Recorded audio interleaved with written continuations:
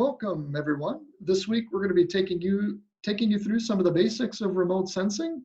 A lot of this material interacts and works with content that we've gone through and will be covering in different aspects throughout the program in terms of dealing with classifications and different ways that we can classify images and interact with raster data and some of the other concepts with LiDAR and whatnot. And so joining us this week is Jeff Knopf. And Jeff, maybe if you want to share a little bit about yourself, but Jeff has been jumping in and helping with different imagery content for, gosh, probably Jeff, since you started at St. Mary's, helping out with our course and different courses in the program overall. And so Jeff, we'll let him share a little bit more about himself here again, but Jeff's been with the university for quite a number of years and has a really rich background in remote sensing as one of his specialties. And so we're going to take you through some of the basic components, the infrastructure of how remote sensing works and how can we use satellites and how can we use satellites to obtain imagery and really how are those images assembled. So we're going to learn a little bit more about the noise and complication and processes and some of those things and talk some maybe imagery in the news, some cool functions, things like that. So Jeff, do you want to share a little bit about yourself? Yeah, sure. Thanks, John. I've been at St. Mary's for, almost 20 years now. Prior to that, I worked at what is called Upper Midwest Aerospace Consortium at the University of North Dakota. And for approximately the first 2.5 years there, I worked in remote sensing, image analysis, specifically working with precision ag. So that's where I got my start. Then I came to St. Mary's for my master's, just like all of you. And after that, I got hired on at what's called Geospatial Services, and that's where I currently work as a GIS analyst on a number of projects. My biggest one was probably the last 8 to 10 years. I was working on the National Hydrography data set updates for the state of Alaska. So that's just a little bit about me. I'm always here as a resource, so if you have questions, feel free to ask. And that's a good point. If anybody does have questions on remote sensing or bands or imagery or where to obtain some of those more, I will call it interesting types of images that are out there, Jeff usually knows a great place or great places to go to obtain that imagery.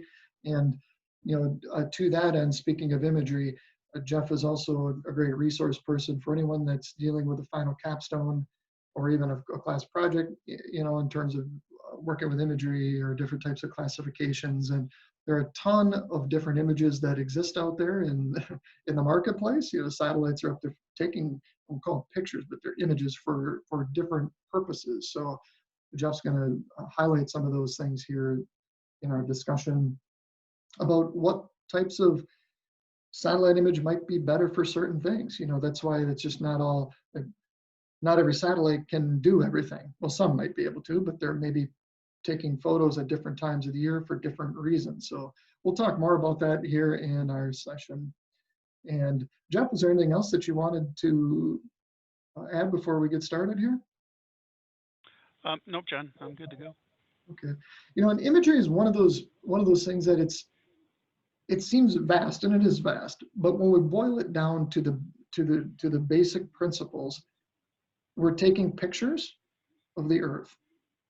And so when we look at that process, there's a lot of little things that are happening, but it's not necessarily taken to be anything crazy or bigger than that. It's literally satellites or something up in the air taking photos, rendering some type of image back with useful information that we can turn into data that we can then use. And before we also get started, it might be really cool for people, and I'll pull up some things here as well for us to go through over the course of the session here, but if folks have social media accounts or web search engines open or internet search tabs, run searches out there on some of the cool applications that are going on with imagery right now or remote sensing. We'll see a lot probably with LiDAR and GIS and working with data and different types of IoT and technology, machine learning, AI, artificial intelligence aspects, but kind of embedded in machine learning and deep learning.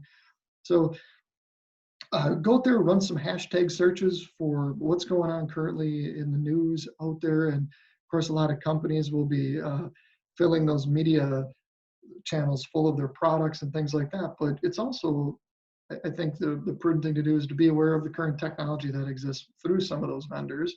I know we may not always want to get on those mailing lists, but it's good to at least have a pulse on, hey, what's going on out there with some of the applications of data acquisition, largely with remote sensing. So in any event, let's go ahead and we'll go through some of the basics here of remote sensing. And I think is a forward to the presentation here is to know that this is designed to give people a foundation in remote sensing. There are literally degrees, such as what Jeff has, and courses in remote sensing. This is an integral part of understanding where our images, whether it's satellite, orthophotography, things like that, where those images come from. And so it's not intended to be an all-out endeavor to explore every nuance of the components of satellites or the exact processes. There's more out there for that will that you can look, certainly go out and dig for. But we're trying to give people the basics to have that comprehensive, basic knowledge of how are our images created. And working, of course, with LiDAR as well in that regard. So like we were saying, we wanted to give folks an overview of the imagery basics. And because it is an important part of how we acquire data, how we can understand and make sense out of new data, different times of the year with different types of signatures that we can look at and really make sense out of. So we're using these images to derive new information that we can use maybe in analysis to make better informed decisions. The list goes on and on and on. And Jeff, maybe you wanted to highlight a little bit about imagery and its importance, and I would say really relevance of how you use that in some of the things day to day with your current role. Imagery in and of itself, if you think of basically the imagery that looks like a picture, if you will, we utilize that to delineate wetlands from that, is a visual interpretation. However, to drive the analysis to better our understanding of the landscape and the classification of the wetlands, we use a lot of what is called collateral data sets, and those collateral data sets are built off raster products. That's one thing to kind of keep in mind as we go through this. We talk about imagery, and we're always thinking of satellite imagery or what looks like a picture on our screen, but anything that is a raster product fits into this as well. For example, LiDAR, elevation models. So anything raster is very important to what we do in day-to-day GIS tasks. So this is a good overview and also highlights a lot of things that are involved with the acquisition of raster products. So not intended to make you an expert, but it's a good overview. Yeah, and the career path for which all of you may take, or maybe you're into or exploring, it's tough to say, okay, we are going to be an expert of just purely remote sensing. That's great if you know exactly you want to go into remote sensing, for instance, but many times people need to wear multiple hats. And so try to provide the richness factor of all these different small areas in programs and courses, things like that, helps to, I guess, solidify a good basis. And that's what we're going to use with this as well. So to that end, we're not asking that people really be a remote sensing expert in that regard. But measurement of something physical that we can see, simplifying that. And this is a little bit longer winded version of how we might, I guess, in a official terminology, break down the definition of remote sensing. But I think it's just think of it as a measurement, acquiring some type of data through measurement of, in this case, satellites and sensors. Jeff, any thoughts that you I wanted to guess add on that? guess the short end would be the gathering information about an object or an area phenomenon, for example, a wetland, without being in contact with it. If you think of other ways to measure, say, temperature, like a thermometer that you put against your skin, or maybe it's one of those ones that you put under your tongue, that's actually in contact. So just always keep in mind that you're not in contact with the information that you're gathering about an object. And Jeff, you brought up kind of an interesting term dealing with temperature. Even on simple, we think of our phones here or devices, that we may have. The other night I was looking for uh, just different add-ons, for whether it's phones or camera systems or scopes or whatever, spotting scopes. And the the adaptation of technology into the devices, I would call it, not the other way around, is kind of really a cool thing, such that you're able to buy outfitted devices for thermal imaging for your phone. you know, and so as you're canvassing the landscape with your phone, it literally can act as a thermal camera. And they're a little on the pricey side, but a lot of these, I call them kind of peripherals, are enhancing the way that we can sort of, I guess, derive information from what we're seeing through even handheld devices in many aspects. And when you mentioned LiDAR, Jeff, the ability of how LiDAR is shifting doesn't necessarily always need to be from an airplane, anymore. I mean, there are cool devices, handheld devices, mobile devices that we're using to capture point clouds inside of buildings and things like that, which aren't necessarily super new, but it's all about interacting with, not again, like you said, not so much with, person for temperature in that case, but using a device to capture something apart from us. Yeah, drones are getting a lot more important as well, and a lot more economical, where you can go out and purchase a drone and even a lidar sensor for it. And I mean, we're maybe talking $15,000 or something in that range, but that's still a heck of a lot less than what it would cost to fuel up a jet that they've typically done in the past, or create a satellite. So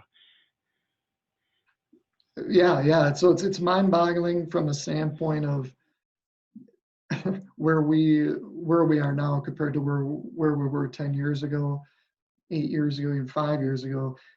There was never the thought of attaching devices to phones 10 years ago. That or there may have been a thought to do that, but how technology evolves is something just really pretty interesting in that regard. So Jeff, did you want to share a little bit about some of our slides here and kind of the general yeah, process of what we're. just, just like John was saying, to simplify that definition we had earlier, another way to think of it is when you're sitting at your computer and you're looking at your computer and gathering information off what you see on your computer screen, that's a form of remote sensing. A lot of different ways. That Jeff, that one looks like the old original Apple computer box there. Yeah, it does. Kind of going retro there, but principally speaking, yeah, that's really what that's about. And so inside of the overall program curriculum, understanding the the landscape of remote sensing, of course, there are a lot of data formats and supporting files, and we'll let Jeff share a little bit about some of that information, but none of this is completely foreign to us, as we've seen the different instances of our studies thus far and into the future, of course, too, but TIFFs and images and standard versus non. So let me go back here. And Jeff, if you wanted to share a little bit about those. Yeah, and this is probably no secret to any of you. You've probably seen these millions of times because they're the most popular, if you will, out there. The one thing I would maybe add to this is the mosaic data sets that you're getting the capability to create with Esri products, and those are becoming more and more popular as well. But when we talk about standard or non-compressed images, basically what I'm meaning there is a standard is uh, an image that is basically there's some post processing obviously, but basically it's acquired by the satellite, and then post-processing and then made available to you. There isn't a compression of the images. Um, I use the term, it's more of a purer, if you will, data set. The digital numbers, the values of the pixels, we'll get to that in a few slides down here, down the row, but they're more exacting in how they are portrayed from the what the satellite sees to your screen. There isn't much change. Maybe if you go to the next slide, I can make more sense out of this. So compressed, everybody's familiar with JPEGs, GIFs, Mr. Sid, JPEG 2000s. These are compressed images. So basically, when you think of the TIFF or the image, it's a lot. What you see is what you get, but they're big. If you want to use imagery just as a background for maps, because you want to just show that neat imagery in the background, it's more economical. It's better to in terms of size for storing, as far as refresh or drawing speeds. These compressed images are much better. But just what I really want you to keep in mind is that when you compress an image, you are basically taking a different image and you're combining, depending on whether it's a lossless or a lossy. We'll get to that in a moment. But a data set, you're actually taking those pixels and combining them in a way that it's blending, if you will, the pixels. So if you're thinking of a real distinct pixel that highlights what you're interested in for, say, image classification, yes, you can do it with a compressed image, but a lot of that information is being kind of stripped out or combined with surrounding pixels. Hopefully that clarifies a little bit better. When I talk about lossless, so these compression formats, when you compress them, you'll see it's a 2 to 1, 15 to 1, 20 to 1 ratio, for example. A lossless means that the compression ratio that was done to that TIFF image to create a JPEG is reversible, if you will. The data is not lost. When you hear loss, LOSSY, what that means is the compression ratio is so much that if you try to go back to what that TIFF originally looked like, you're not capable of doing that. So just some things to keep in mind. If you're going to go forward with image classification, these compression formats can pull a lot of the information out of there and make it a little bit harder for you to maybe separate the features or find a strong distinction between the features that you're looking for and the ones that you don't want. That makes sense. And we'll talk about the lossy coming up here too. And just maybe in recap, Jeff, just for folks that are maybe watching this. So we had, if I back up one here to the TIFF and the image, if the general breakdown of what differentiates a TIFF from an image, what would really be the difference between those?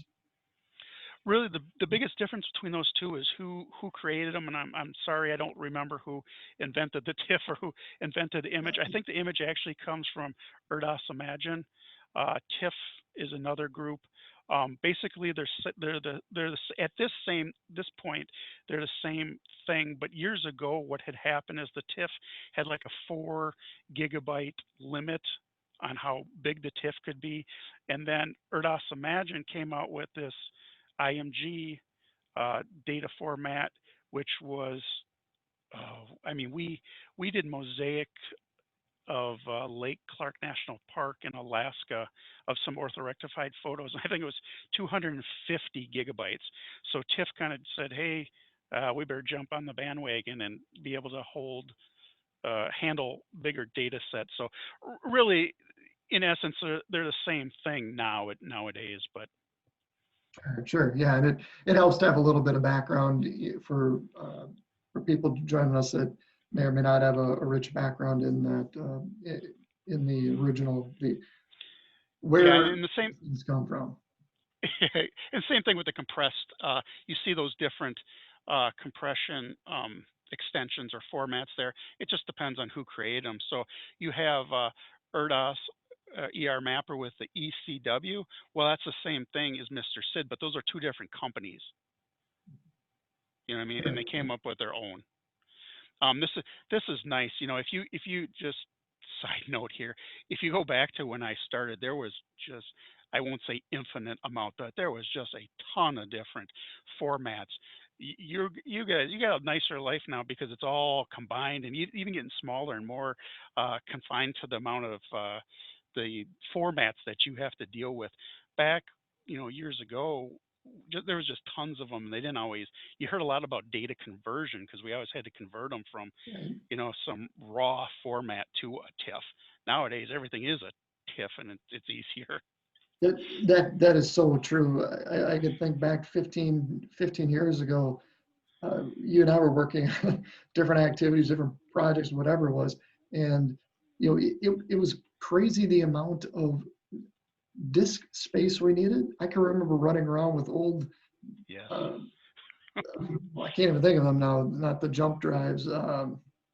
Can't think of them now, but they were so small. The image quality was, like you said, there were so many conversions that had to be done just because of the size of some of them, which by nowadays standards is pretty small. But back then it was a big deal if you could find really good imagery, Yes. to even use. And that's why it's really interesting when someone, like, for remote sensing and classification, things like that, if you're conducting for instance, a change detection or a trend analysis over some period of time, what makes it really challenging or troubling is taking this really high resolution imagery we have now that's all, like you said, all packaged up, all ready to go, which is super nice. And you try to compare it to imagery that was taken 30 years ago. It was the best we had back then.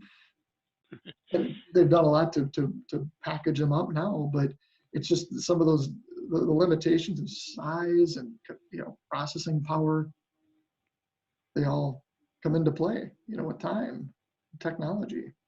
So it is pretty neat. And Jeff, you mentioned the mosaic images as well. And just for folks who are joining and may not have worked with any of those, mosaic imagery is essentially a collage of images. But Jeff, you maybe work with those a little more than most people do.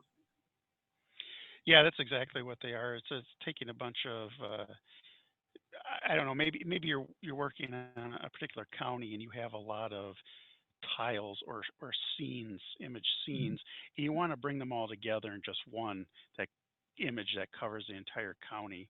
You would use a mosaicing process, and there's also things such as color balancing, which tries to take the color contrast across all those tiles and make it similar so it looks the same across the entire county. So, well, I was talking about also the Mosaic data set, which is actually a raster format, if you will, that's available in ESRI, which is uh, pretty powerful with what you can do with that. So I encourage you Yeah. to look into that. So a mosaic is kind of saying, if here we have an image and here we have a neighbor or another tile or another Yeah. picture, if you will, image to the east or to the west, if you will, and then another one. We're kind of, for lack of a better word, merging or mosaicing those three together. Okay, let's see here. And yeah, just Oh, to go ahead, Jeff. talk, just we can go through these quick, but what Yeah, I wanted yeah. to just show is that when we were talking about compressing images, and I was talking about those compression ratios, you can see uh, the outcome of those compression ratios and what it does to your image. So if you look at the one that's 16 to 1, you can highlight features, right? The In this case the woman's eyes, the hat, things like that. Mhm. And you go to the 59 to 1. Now those specific features are merged or blended in with the surrounding pixels. So I just wanted to give you an actual visual representation of what I was talking about. And this is a JPEG. The next photo is actually, I believe it's they call it wavelet, or this is Mr. Sid. This is newer. I mean, it's been around for a while now, but this is the newer way that they're actually doing the compression and the wavelet, meaning the compression algorithm, if you will. And you can see the 16 to 1 and now a 64 to 1 and see how clear that is. Now, I don't know if you can see it. I can actually see it, but there's still a blending of Right. those pixels there. Things are much better, but than the previous compression process that we looked at. But still, you can kind of see that you're getting a blending of the pixels, and again, that'll reduce that separation between the features and affect how your classification, like a supervised classification, how effective or successful it will be. So just something to kind of keep in mind. Well, one thing there, Not Jeff, and saying it's totally impossible. Go I'm ahead. sorry. I was just gonna say not totally impossible to do it, but just something to keep in mind. Yeah, what's interesting, when we're looking at these two different versions here, and I guess I'm not sure of the actual process behind the scenes here, but it would look to me that there's some type of when this when these things are compressed, the software is looking at, I don't know if it's it might have different process how it's looking at the nearest neighbor to the pixels around it. Yeah. Where one might either not go as far or it might go further and then do more averaging, and that's why we're not seeing quite the blockiness on the wavelet here that we're seeing on the JPEG. So I'm not sure what those are offhand, for anybody here, but there's a different type of algorithm running that compression. Okay, a little background on data formats here. So, Jeff, one of the things that you and I've worked with in the past too are tons of different image supporting files, especially when we're dealing with moving things from one platform Yes. to another. Some of these things are really pre-packaged now, as you were saying there. But here are a couple common ones that we put together for you. And Jeff, I know you work a lot with these too. I know I work with a little bit more of the auxiliary and the pyramid layers and some of those, but XML too. But you want to share a little bit about some of your experiences and what these Yeah. things are Yeah, I about? think it's important to highlight these because these are the files that are often associated with your image files, and they have to stay with it too. So when you're moving image files around, be real careful that you collect all these. If you go through, say, File Explorer, that's one of the nice things about Art Catalog is that when you move a raster, all these come with it. So just kind of keep in mind these have to stay with it, but um, you'll see things such as a world file, which holds basically, if you probably went over projection files. This is essentially the projection file, if you will, for a TIFF, and it just says where to draw the pixel and the size of the pixel, and it gives its geolocation. Auxiliary files are used for any information that the image needs to um, draw or sometimes metadata information's in there. Auxiliary files were more important way back when you would have uh, Arc View, and then you'd have the newer Arc, what would you call it? Arc Desktop, or you had Erdos Imagine, or you had Envy, or you had a lot of different. When we were talking back when we were talking about TIFFs and how they were older and they had 4 GB limitations on them and whatnot. These auxiliary files were utilized to portray or visualize that TIFF in certain software. And these auxiliary files would sometimes get corrupt because if you're looking at it in an Esri product versus Erdos Imagine, maybe the auxiliary file needed different information in order to visualize that image. And if you were using an Esri product, maybe it wouldn't open up in Erdos Imagine. So just kind of something to think about. Yeah, that's I don't great. know if Great. that's Yep. I don't think that's so much relevant nowadays because again, the technology has come together so much uh, aligned, if you will, that there's really not issues with it. But just that's one thing I like to highlight because not so long ago people would say, "Oh, my imagery is just junk. It's no good," and I'd say just find that AUX file, delete it, and when you open it again, it's automatically created. So there could be corruption in there. Pyramid layers, I'm sure you're all familiar with, especially first time you bring imagery into to an Esri product, it's going to say, "Hey, you want to build pyramid layers?" It's going to bug you every time. Um, it's up to you whether you want to do that or not. What it's those are intended to do is just basically create reduced resolution data sets (RRD).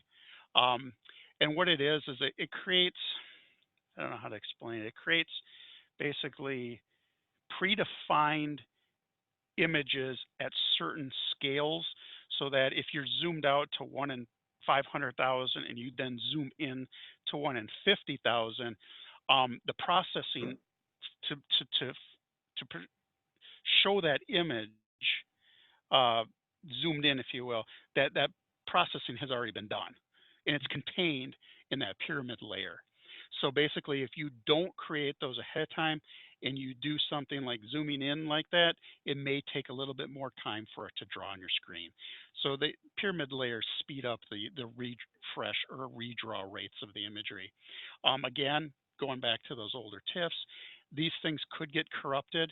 You can delete um, these files and recreate them. So it's kind of like the AUX file. Um, And I the oh, I've done that too, Jeff. You know, where we've, we've been through the auxiliary files many times. They're generally pretty good now. But yeah, RRDs, we can scrub those if there's a problem and just simply recreate them, almost like little tiles that draw in clumps of the imagery together. Yes, and then just some other ones. IGE, that was an interesting one. Again, that's probably not as relevant now to today, but that was the file that was associated with the IMG, the image file that held the bulk. That was kind of the secret where you could put 200 gigabytes worth of information and it would hold that. And then the AUX.XML, those typically hold the metadata for your imagery, and you'll come across those even today.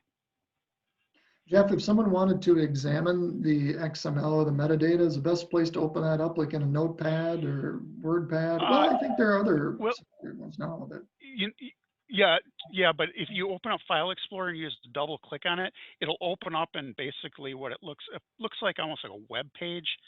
And I think that they seem to do better in that kind of environment. So just double click it. yeah. So But you people do can, want, oh, go ahead, Jeff. I think you can also do it through catalog, through I forgot what's called description tab. Like if you're going to view metadata, I think you can do it through there as well. Yeah, so the idea is if people do want to take a look at that, there are a lot of different ways to do that. I, I think per some of our discussions already, most of the technology is getting caught up. Like years past, there was never any metadata on anything. I don't remember what version or what rollout of the GS technology and the software, like with ESRI, the big revelation was, oh, or the big reveal was, oh, we have metadata now that, and I just remember that was so crazy that people that, oh my gosh, we finally have somewhere we can enter our metadata. I don't know, Jeff, do you remember that when that big announcement came out where that was never the Oh case yeah. in the early iterations of the software products. But so yeah, a lot of those we had to open and come up with different ways to look at that. Now, fortunately, a lot of that, whether it's file formats or information, is pretty well self-contained. But you can open these up in different formats. I guess that was the point of the discussion. Yeah. So sensors. So Jeff, a lot of crazy sensors going on these satellites here, and you've had at least a chance to work a little bit more with those. So I guess what have you, well, I'll let you maybe turn it over to you for the sensors here. I'll ask some questions to follow up. Yeah, I just want to highlight there's two basic forms of sensors. There's active and there's a passive sensor. We'll get in more detail in just a couple slides, but when you think of the, say, LiDAR or radar, that's an active sensor. Sonar, where it's actually sending out light or sound, it's bouncing off the object, coming back to a sensor that's on the airplane or satellite, and it is, what should I say, identifying objects based on that. Now, this is where point cloud comes in, for example. So a point cloud in and of itself is a bunch of points, but if you use that in a 3D scene, or you extract out those points based on which return they are, say the top of trees or bare earth, you start to get a picture of what that LiDAR was sensing. Where passive, that is just sitting there with an array of cells, looking at the ground and gathering information based on the electromagnetic spectrum and creating what we visualize is an image. But it's to it is it the sensor. It's basically just grabbing values, and those values make up what we identify as features. Most of the work I would say that you've done have been with more of the active, on the active side of things. I would. Or is it kind of horse? It's well, probably, I guess it depends it's what probably you. 50-50. Yeah, you're probably right. It's 50-50. The idea behind all of this is, number one, what is your purpose? And Yep. That's what we're saying. Like, there are a number of existing, we'll just say, sensors. What in this case, what is the purpose? They each have a purpose. So what is the purpose for which you need? That would dictate what type of an image you might be seeking, I guess, for the most part there, John. Right. If you go to the next slide, there's actually just a picture. Oh, there we Picture go. of it, Yep. so you can see. Yeah, with And then, oh, go ahead. yeah, if you go to the next one, what is driving the passive, right? Well, you can see it on there actually, is, well, the answer is right here. Go to the next slide and then click there, the sun. Right. So what's happening is the sun is shining on the earth and it's heating things up. And the heat rate of water versus rocks versus vegetation is different. So that sensor is picking up the values of those different features and portraying it to our eyes as a lake, as a parking lot, as a forest. So What would be some general examples, or Jeff, of things that you, or maybe types of images that you have worked with that might be more passive? Landsat, spot. We use a lot of the spot in Alaska. Oh no, it's drawing a blank. But I mean, just some general. Iconos. Yeah. Iconos imagery, Landsat. And spot. Spot. Okay, I've worked with some of the spot from some of the folks at Spot too. Good examples of passive. Yep. Passive types of remote sensing. Jeff, you mentioned some of the active types, of course, being LiDAR, being a big one that we're using, but other types of imagery that you've, or types of data. Pulsar, IFSAR, RadarSat. That's actually a Canadian one. They're all pretty much similar, and they're similar in function. But just the origins are a Right. little bit different there. But for a lot of them, though, it's the reflectance. What's coming off from the sun. Jeff, relating to this, I know you and I have had some really good discussions on this in the past. Different types of sensors, passive in this case, since we're looking at that, you're referred to a number of Landsat, Iconos, things like that. Spot being the other one. Time of the year that these satellites are taking these, I guess, recording this information, what types of, what will be some instances for, let's say, the reason if, in the Northern Hemisphere, in the winter, there's no sun. Well, there's sun, but the reflectance isn't probably as great uh, when it's in the winter. But also there's more leaf out, or the tree canopies are in existence in the Northern Hemisphere in the summer, largely. But how do those things, how from an imagery standpoint, those sometimes nice to see what's not on the ground, like for aerial imagery for counties and things like that. They call that leaf off. They want everything leaf off so that you can see the ground better. But do you have any, in your trials and experiences, encountered different satellites, why it's important to take uh, capture certain images at different times of the year, given the fact that the sun may change some of those values? Yeah. Well, for us in the northern hemisphere, it's usually snow, so that pretty much takes care of that. But as you were saying, leaf off allows you the opportunity to see uh, through the trees essentially. But the other thing to keep in mind is there's an advantage with the temporal resolution because of vegetation. So the when your vegetation is at its strongest, if you will, um, maybe that's ideally what you're looking for, and that would be the time period that you would want that imagery to reflect.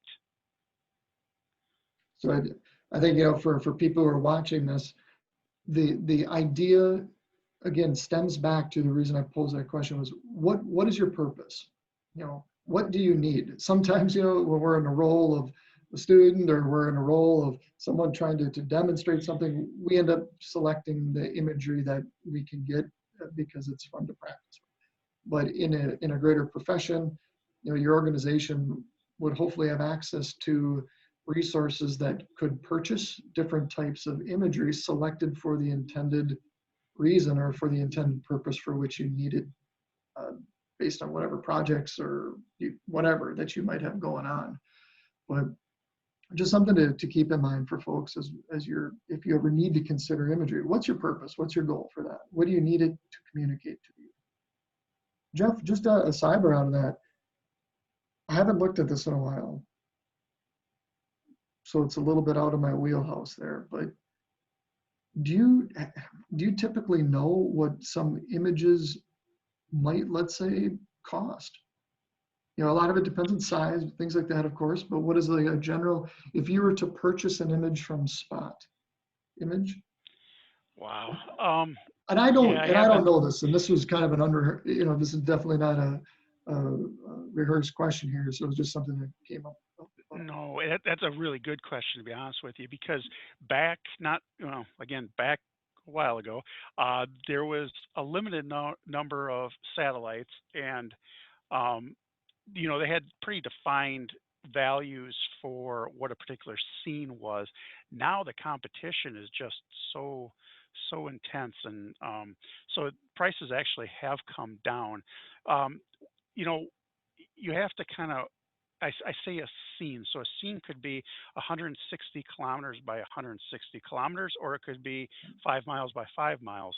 So you have to kind of take that into consideration too.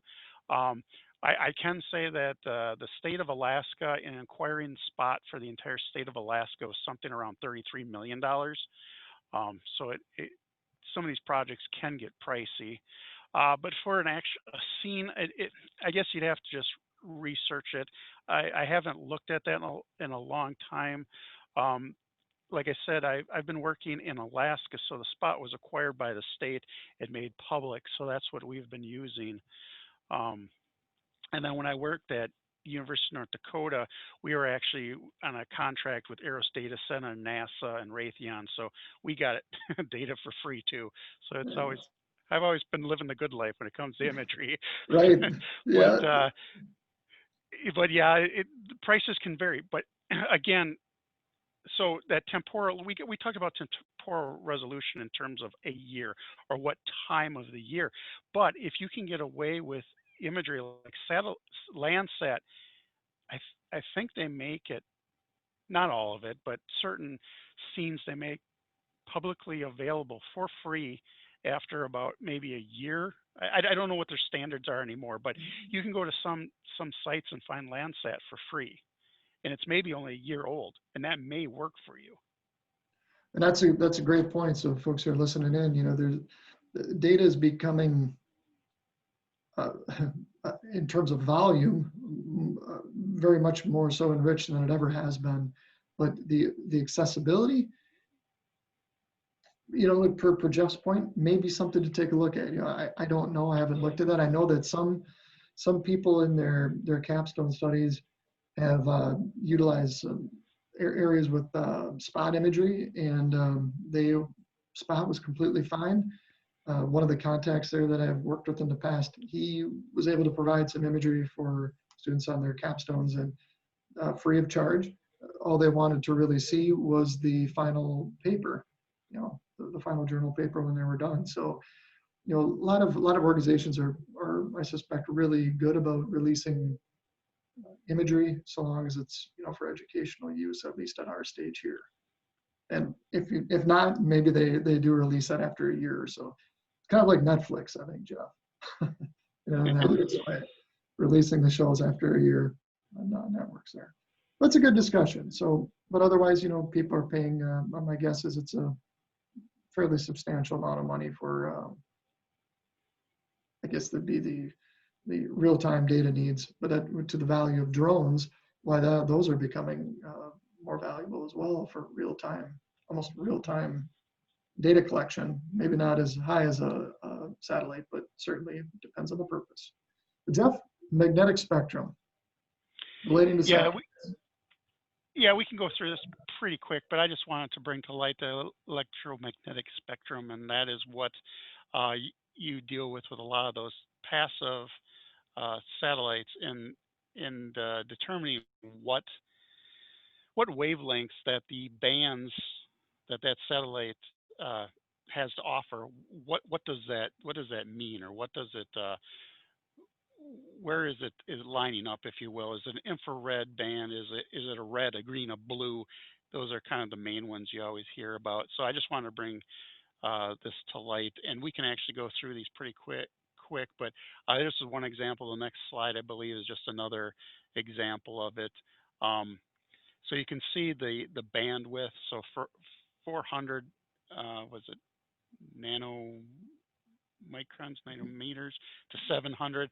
So basically, in that stretch of the electromagnetic spectrum is what we call visible. So if you go to the next slide, you'll start seeing that we have examples of how it's broken out and what those bandwidths actually mean, or what they're valuable for.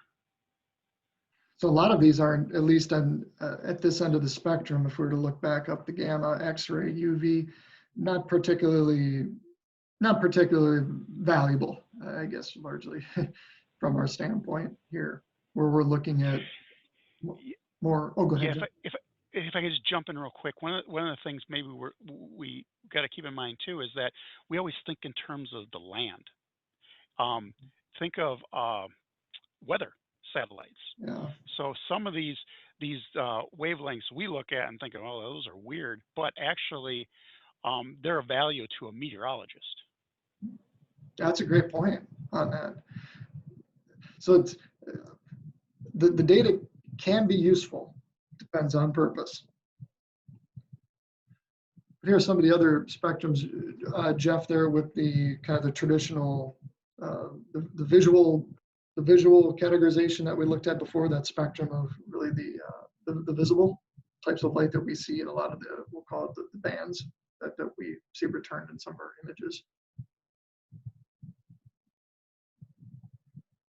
So Jeff, for some of your uses on here, was there any highlights that you typically ended up using? I think typically a lot of people perhaps might use the visual red here for vegetation, but some exercises, things like that, surrounding this ball of the spectrum here, are available to help you understand how we could switch bands and think about those. Yeah, and if you're looking at these, you can see real quick that these have to deal with vegetation as well as near infrared. Um, so blue, green, red, and near infrared are your kind of your basic uh, bands, or the components to satellite images. Yeah, we use these for the wetland delineation. And I think, to a typical question is, Jeff, like what does band mean? And I think and correct me if I'm wrong here, Jeff, or feel free to hop in there just to avoid confusion. When we see a band, like a blue band, a green band, a red band, all it pertains to are the wavelengths that are returned from that spectrum that return uh, basically those wavelengths in that spectrum between these values. And when we assemble the image, we're seeing all of these individual bands really aggregated. Jeff, is that congruent with how your Yeah, uses are in that? yeah. I mean, my definition would be a group of pixels that are acquired at a specific band or specific wavelength. So when you Right. talk Yeah. about a blue, and I've got some examples coming up here, but Yep. when you talk about the blue band, that would be a group of pixels. I don't know. Let's say they're 1,000 pixels by 1,000 pixels. That's your scene. All the pixels within that blue band would be representative of uh, between, like John was saying, between those wavelengths.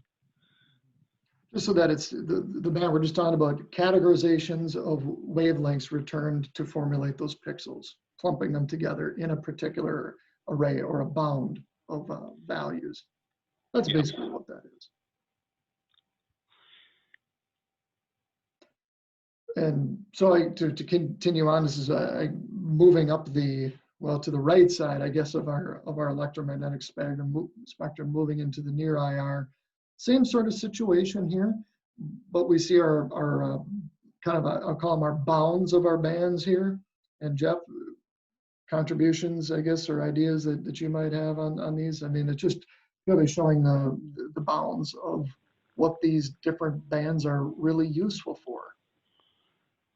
Yeah, and the near infrared is really useful for vegetation, but also highlights a lot of the open water. So there's a lot of those. These are all great, Jeff. What is, I guess, when you mentioned some of the passive systems that were out there before, Landsat, Iconos, and what was it, Spot, were some of the big Hmm. three. Are any of those a little bit? I mean, are they all equipped, for instance? And I don't know the answer to this, but are they all equipped with the capacity to record all of these? Yes, very good question. Very good question. No, and so yeah, so you run into you have to look at what your needs are exactly, but you also have to look at the satellite itself. So there's a number of what we call resolutions, and I'll talk about those in a couple slides here. But those are the things that you have to take into consideration. And then, no. So you talk about Iconos, which has a high resolution, so you can see more detail. Where with Landsat, you don't see as much detail because it's a 30-meter pixel. However, from from the number of bands, or the band width, if you will, across that electromagnetic spectrum, Landsat is much better. It gives you much more a broader uh, spectral capability versus Iconos. So that's kind of the trade-off. Yeah, it's interesting, because so often, when we're just dealing with imagery, that's in part your expertise is in remote sensing. Mine isn't so much in that, and so it always is good to have different people being able to share this information on that. So each one again has its own purpose up there. It's kind of a central theme to our discussion here as well. So it's kind of the upper end here. Jeff, you ever used any of this? Well, radar, I guess, maybe for some. Uh, yeah, I guess Thermal. the radar.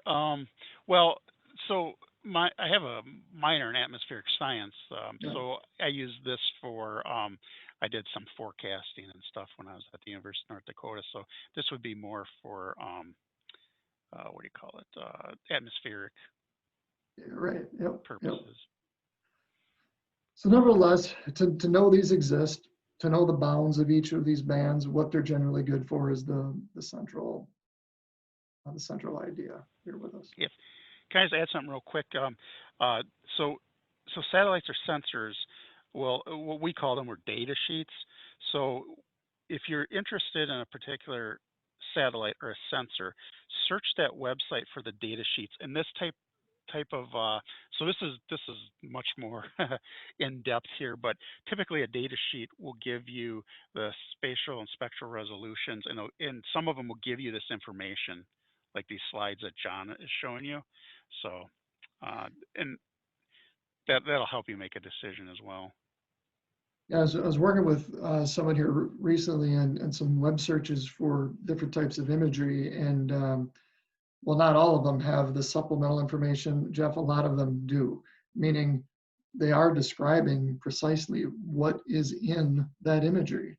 What is it good for? How is it created? What were the bands associated with it? So it's really quite robust. We're talking 20, 15 years ago, I'd never have any of that information. So, Yeah, good luck. kind of, Yeah. right. But as we move into this kind of a part two to our remote sensing, so breaking down, I guess, the elements of what we are seeing here. And so in different aspects, when we're working with images, Jeff and I, we've always mentioned, pixels and pixel value, picture construct, things like that. And, when we see pixel, it's a combination that we typically think of in a raster, Jeff. Yeah, pixel is just the smallest element that makes up a raster. So you get a lot of pixels put together. You actually start to formulate a band or an image. So if go to the next slide, if you would, there's a good example. So when you're zoomed out, if you have a lot of pixels grouped together, you get an image of that flower there, and you're zoomed out, you see it as as flower. But really, what it is it's these pixels all grouped together that create that image. And you see, we sometimes use the term pixelated. So if you zoom in far enough, you actually see the individual pixels. At some point, I think we've all tried in various activities zoom in so that we can see those. Part of understanding these pixels, oftentimes we go down and examine cell size and cell value and cell information in exploring our data to see what we have and what does it all consist of. So, but pixel is a foundation essentially of everything that Yes. we will have for imagery. And yeah, I just wanted to highlight basically, if you will, two different types of pixels: the continuous or the discrete pixel. Um, so if you think of the satellites that we've been talking about, each pixel contains a value, and that value we discussed how that's obtained by the Earth is getting heated up, and then that the values of different features on the Earth have different reflectance values, and those values end up as the numbers you find associated with your pixels. Discrete data, if you've ever seen a DRG, the pixel itself just has a color assigned to it. You can still try and pull stuff out of those through raster analysis or classification, but pretty much the color is what it is, and that's what you get. So there is I think maybe towards, well, yeah, I could pull up the bands here, or do you want me to bring that up here later, Jeff? I can do it either way. Actually, yeah, we don't have to go through that. That just kind of is a better defined. It's essentially a data sheet. It's better defined um, information than those slides we went through. Those 4 or 5 slides we previously went through. So I just, if you can make that available to the students, they can see what that looks Yeah, like. yep, and I may, yeah, that we can pull that up towards the end here as well. And yeah, just some basic. We discussed this as far as the sun heats up the surface, and different features on the surface have different uh, different rates of absorbing, reflecting, and scattering energy, and that's what the satellite picks up and how it's, um, well, again, it defines a value, but when those values, those pixels are all put together, we in our mind can actually see an image out of it. So this is, from a standpoint, I mean, there's a lot of information, not only from being able to classify images or just plain old sheer photo interpretation, even too, with this. And in the process, there's a scattering that I think you have some information on here too that's going to be helpful to know, like what is the impacting some of the resolution and also some of the impediments of error in that process of returning those values up to our satellite. And this is just to kind of give you an overview of atmospheric window. Obviously, a satellite that's in space has to go through the atmosphere, not just clouds themselves, but the atmosphere themselves. And this is just kind of giving you an idea of what they mean by atmospheric window. Yeah, with it's a conceptual design, conceptual graphic, similar to what we were, I guess, looking at prior. And just kind of different forms of scattering. So the blue atmosphere, and that's why we see the sky as being blue.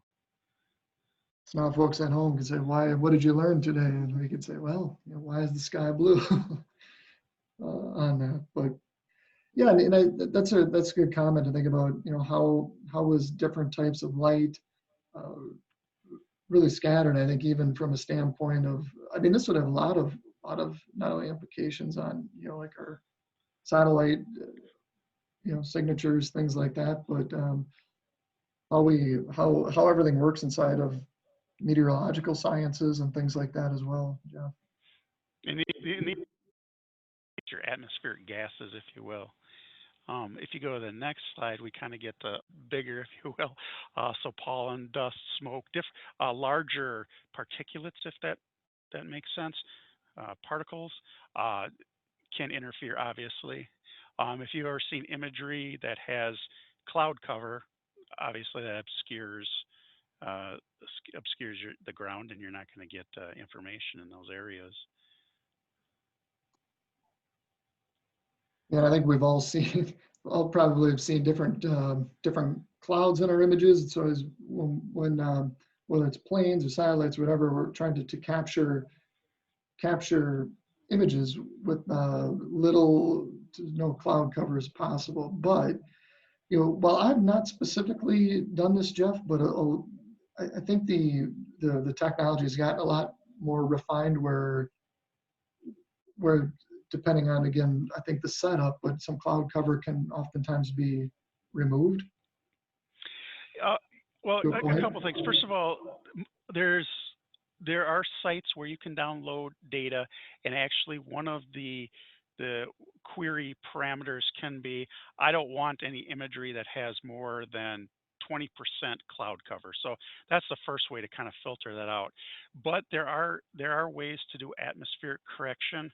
A big old cloud. If you go to the next one, this isn't so bad. The next slide, well, I guess maybe it is kind of bad. But to clear that out of there, there are atmospheric corrections that you can do, but that is to a point that's, it's limited. Obviously, you're not going to get that completely cleared out of there. So yeah, just some of the non-specific types of scattering going on here, just from our clouds. Yeah, dust storm is like that first one, and the second one, I think it's just some clouds along the coast. Yeah, just some examples though, nevertheless.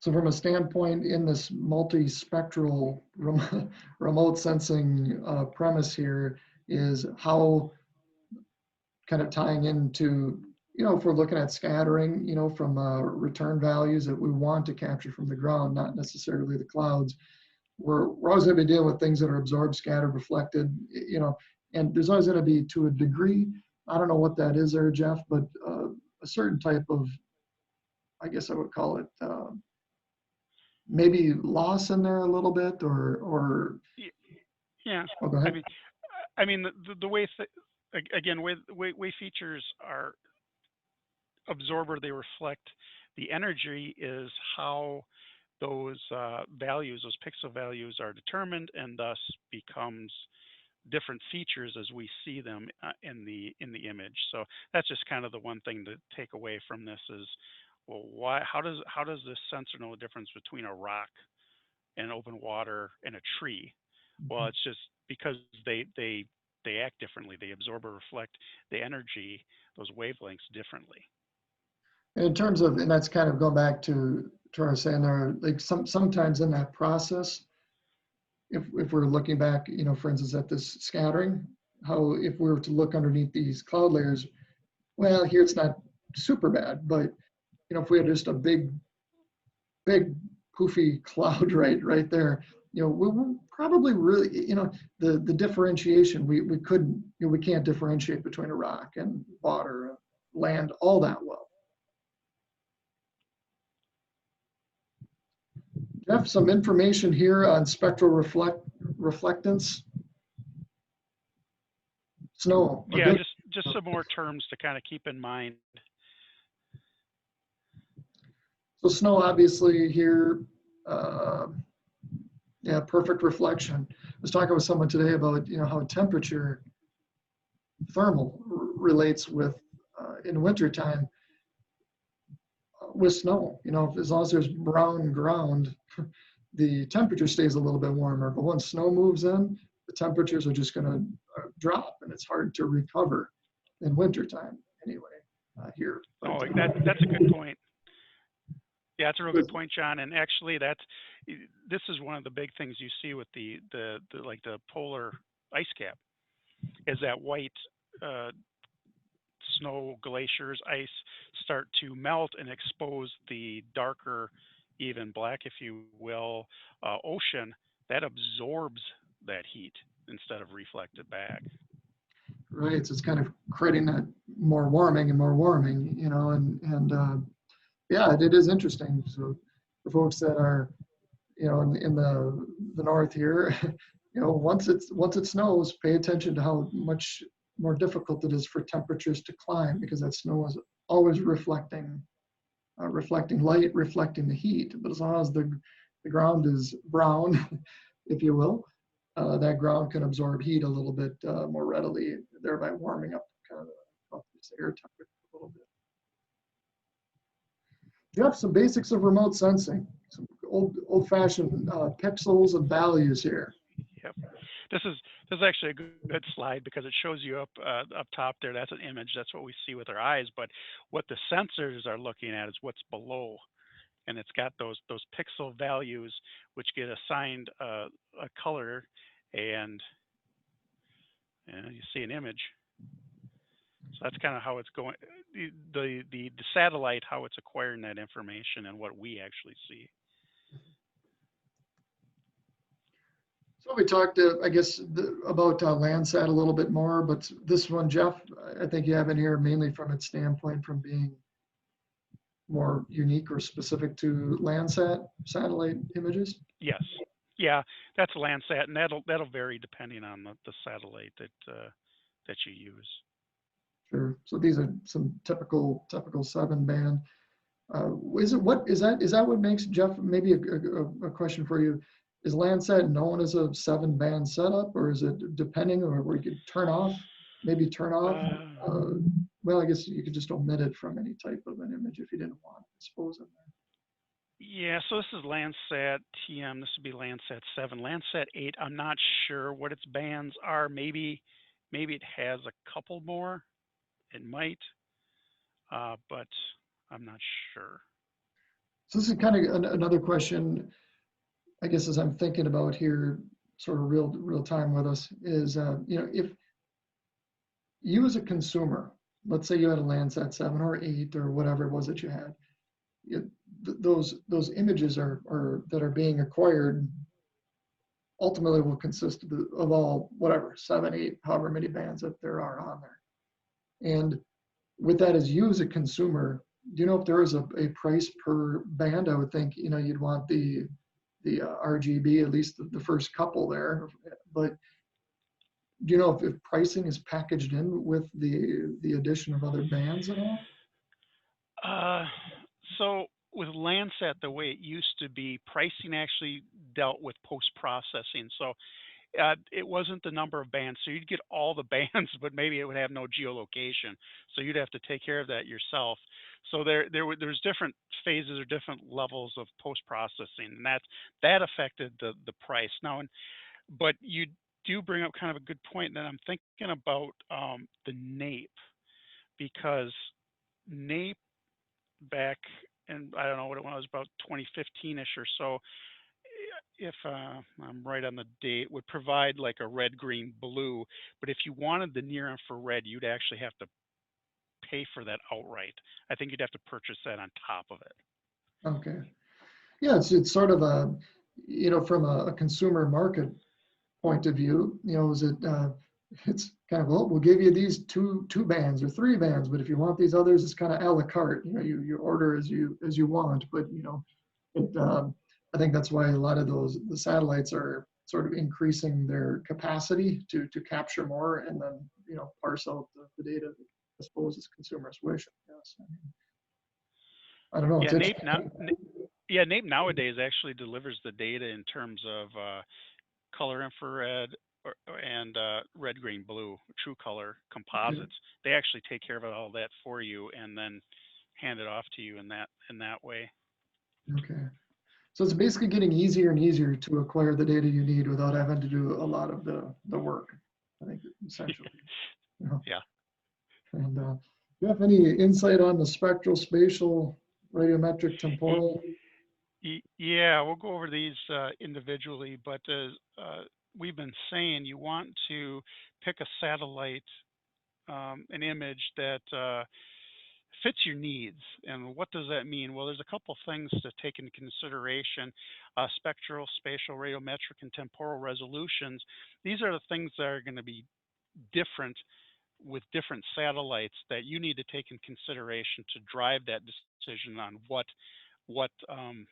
image you want to use or what satellite you want to use. So yeah, let's go through these. So if you go on to the next one, so spectral. Spectral resolution is basically the range of the wavelength. So John was showing you that Landsat TM, and there was like 7 bands or whatever. So its spectral capability far exceeds SPOT, which only has 4 bands. Um, so that's one thing to take into consideration. So the broader the spectral resolution, essentially thinking back to those slides, you have greater potential to identify features. So, but now I got to take into consideration spatial. So, how big is each one of those pixels, or basically, how much area on the surface of Earth does that pixel examine? Um, so, Landsat is so Iconos has 4 band as well. So, but Landsat, as we know, has 7. We have a broader spectral resolution. However, our spatial resolution is 30 meters. So we can run into a lot of things called pixel mixing, for example. So a 30-meter pixel, if you think about that, can cover maybe part of a parking lot and part of a green space, and you get that mixing of the pixels. So maybe if resolution is more important to you, you're going to give up some of that spectral resolution in favor of Iconos, which is a 4-meter spatial resolution. If you're going to do uh, delineation, using your eyes, you're doing heads up delineation, typically a higher resolution, a spatial resolution will be better. It's worth the trade-off, if you will. Yeah, right, right. No, that makes sense. Resolution is improving. And this just gives you an example of pixel size comparison and what those pixel size, how much area, if you will, on the surface of the Earth it is looking at. Yeah, all purpose dependent, I think, Jeff. When we're looking at what are you willing to trade off? That's kind Right. of what that comes down to, resolution. And then radiometric. What's important to know here is that with radiometric resolution, basically, is how can it does the separability, or how does it highlight the features? So if you have something that's basically a 0 to 255, if you think your pixel values are only in a range of 0 to 255, that that's the limit on how well you can highlight features on your image, if that makes sense.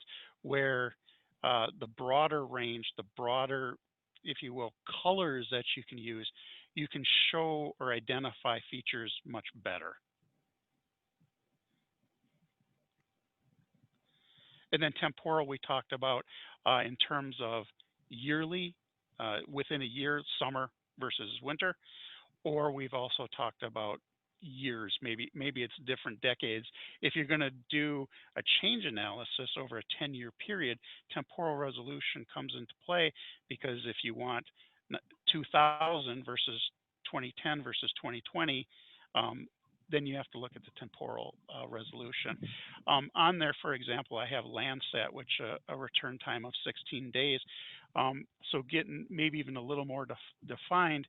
Um, I've sometimes told the story of I worked with Precision Ag in North Dakota, and if you think of the farmers monitoring their fields over a growing season, Landsat, so they have a Landsat image available to them every 16 days.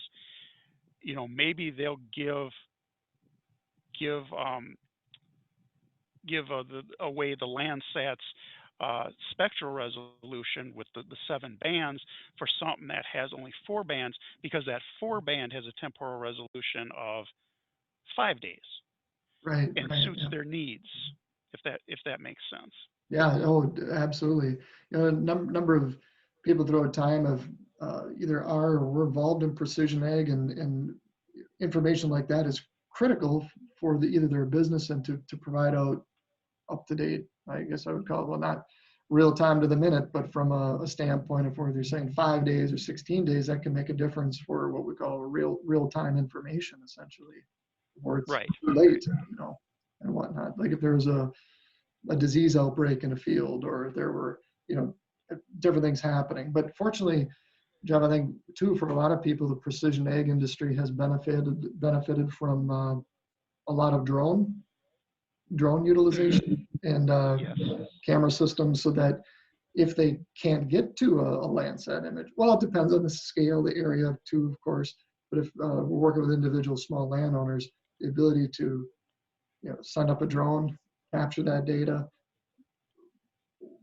crunch the numbers and figure out the spatial extent of any issues or health or well-being of the plants or crops or whatever, that can be almost real time with drones.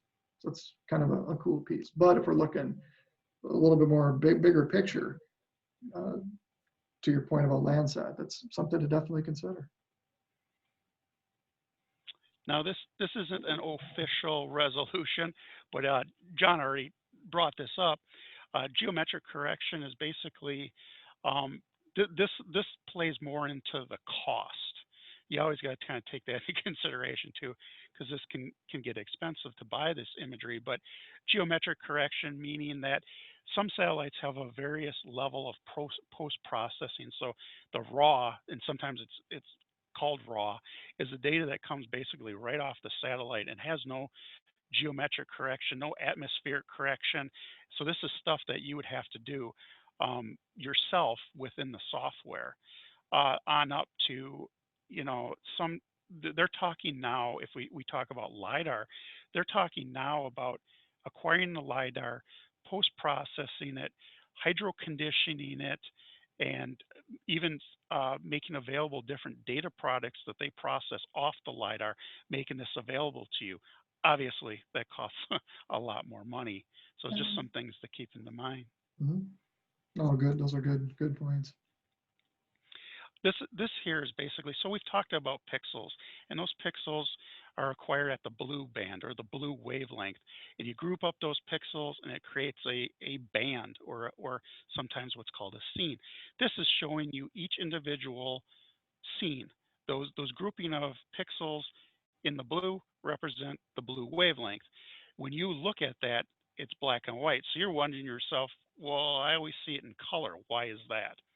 Well, they in and of themselves are always black and white. However, the term that we always use, maybe it's changed, but it was called color guns. And actually, the next slide should show that if you put those bands through a particular color, it displays that on your screen in that color. So something important to remember here is we've been talking about bands, the blue band.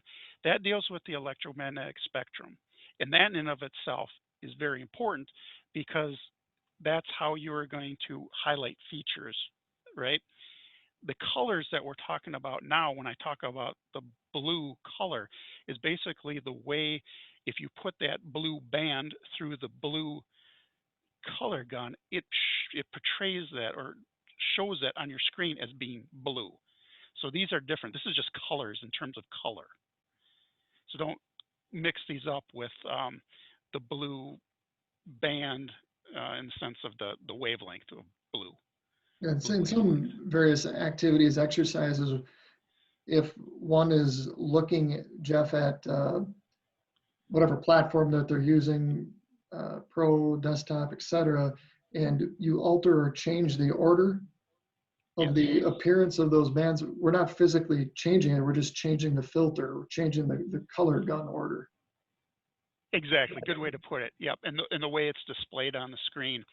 And in reality, you can do whatever you want or need to do to highlight those features, but there are some quote unquote basics or industry standards. If you go to the next slide, John, that'll show kind of what we're talking about here. So if you think of the color guns as a red, a green, and a blue, but you're pushing through those color guns, the various bands, it highlights features differently. So a 321 is what we call a true color. So the red band, the red band is going through the red color gun. The blue or the two, let's say, goes through the blue color, and the one, whatever I'm at, green, goes through the green. So it creates what's called true color. And to us, our eyes, it looks like a picture. It looks like reality, if you will. The grass is green, the water is blue or black, roads are gray. That's why it's called a true color. The 432 is a false color composite, and what that's used for is highlighting vegetation. So the band 4, which in this case is near infrared, is pushed through the red color gun. And because vegetation is so impacted by near infrared, that near infrared is really highlighting the vegetation. So uh, if it's true color, it's green. If we're pushing the near infrared through the red, our vegetation turns red. And Jeff, this is to the point where we referenced the handout earlier. This is essentially what Yes. that handout is referring to, or different combinations of changing the order of these bands for viewing and what Yep. you might expect to see. Exactly. Yep. Yep. And I myself, I haven't really found a ton of need for the bottom two there, but just another assortment of how we're changing the bands of how they're being portrayed to the eye, for different purposes, different reasons. But probably the top two across the top left to right are the more common that I've seen, that I've worked with. But again, different options exist for different purposes. Yeah, and that's correct. You could even call those industry standards. Red, green, blue. RGB is true color. CIR is the false color composite, or sometimes I call it the near infrared.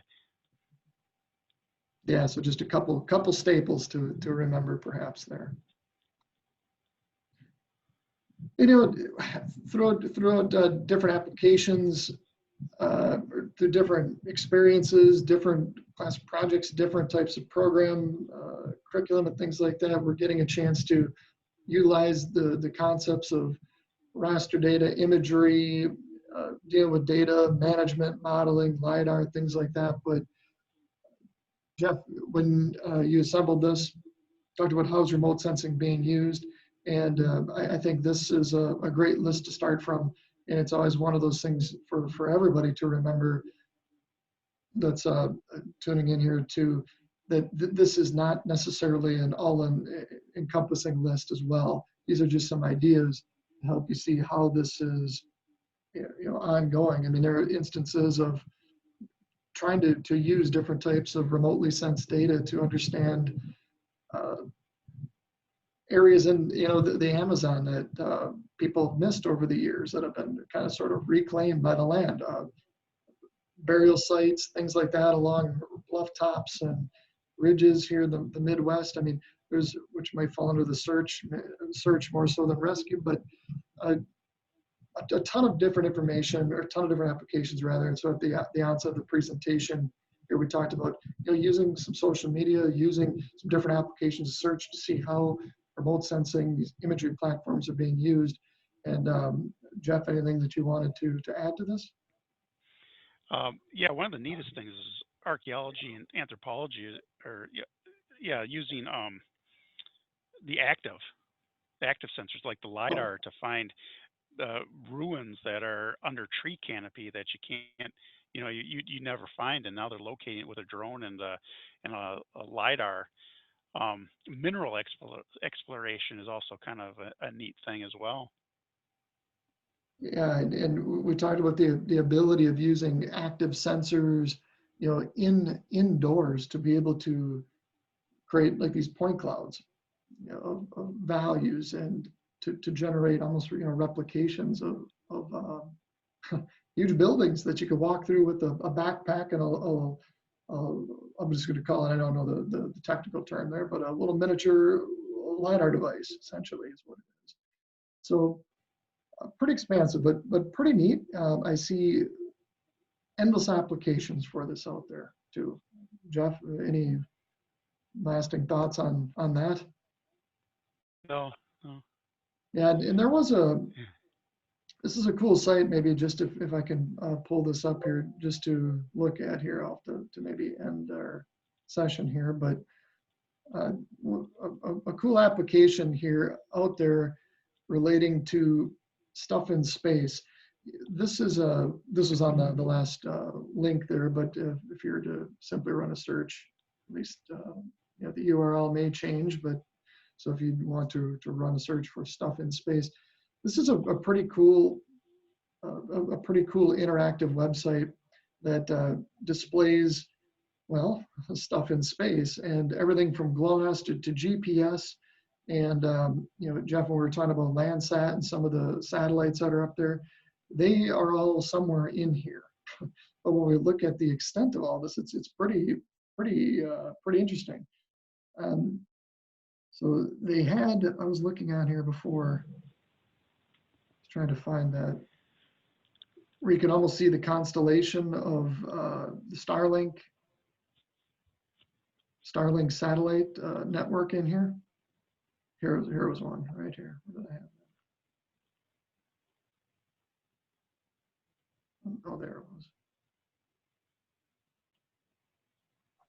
Oh, I lost it. But nevertheless, you can click on the information about the satellites, their original launch date, their velocity, and really a kind of a fascinating one to look at it here. When we're looking at all these satellites, which Jeff, I think, could also dictate the cell size, too, and the constructs of operational efficiency, or the operational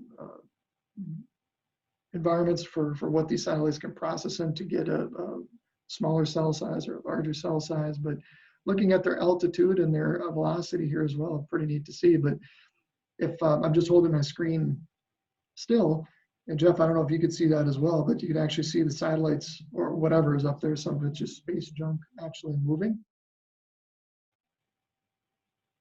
Can you see that too? Yeah, I can see it moving.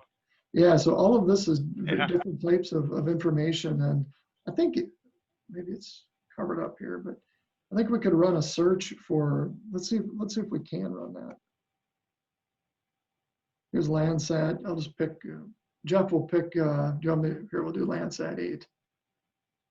So here's one of our Landsat 8s cruising around now over,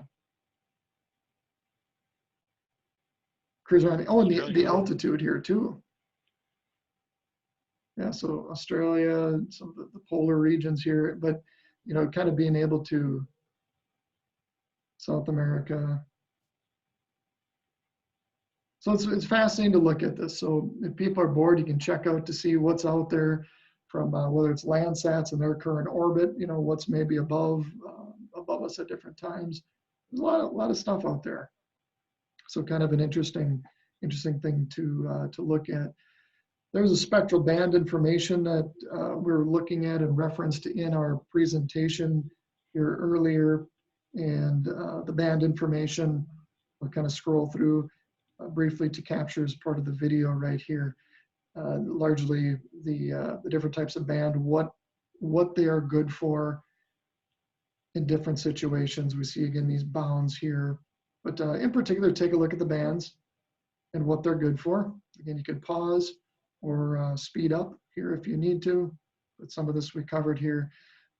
Jeff also, for just a few slides ago, discussed some of the typical band combinations of the 321 RGB, red, green, blue, color composite, and the other one here being the near infrared for vegetation. But here were some of those other ones, Jeff, that you had posted in the presentation of where or why or how, you know, the purpose for which someone may want to use these other various color filters here. Again, just changing the band, changing the portrayal of what is seen, and the kind of the organization of the color filter, the color gun on there. So in any event, Jeff, anything else that you might wish to add to our session here as we conclude? Nope, not that I can think of. Yeah, so I think in recap, the important parts for all of us to recommend is that there's a ton out there in remote sensing. To know the basics of how we have passive and active types of sensors going on to acquire data that we can then use to either process and or to obtain more data or information from. So thanks everybody for hanging in there with us. If anybody has any questions on remote sensing or acquiring imagery or anything like that, please reach out and let me know, and I can put you in touch with Jeff.